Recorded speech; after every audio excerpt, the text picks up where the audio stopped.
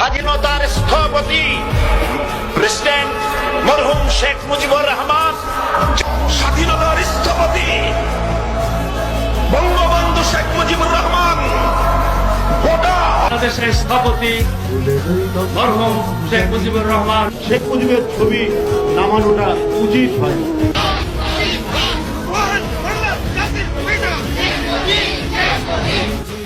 মানে বাংলাদেশ বঙ্গবন্ধু একটা স্বাধীন দেশ, যার জন্ম না হলে আমি সেনাবাহিনী প্রধান হতে পারতাম না, যার জন্ম না হলে রাষ্ট্রপতি হতে পারতাম না, যার জন্ম না হলে এই সংসদে বক্তব্য দিতে পারতাম। বাংলাদেশের রাষ্ট্রের স্থপতি ও জাতীয় ইতিহাসের শ্রেষ্ঠ সন্তান মরহুম শেখ মুজিবুর রহমানের প্রতি শ্রদ্ধা নিবেদন করছি।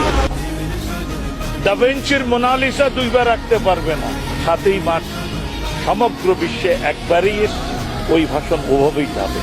ওই ভাষণ কি বঙ্গবন্ধু শেখ মুজিবুর রহমান বাংলাদেশের সমস্ত আপামর জনতার সম্পদ, ঠিক কিনা?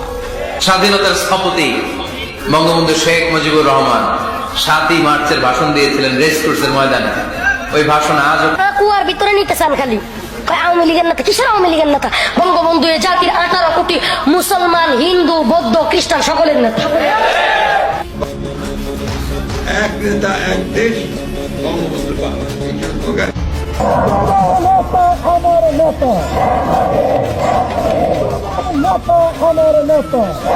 আওয়ামী লীগ দেশের স্বাধীনতা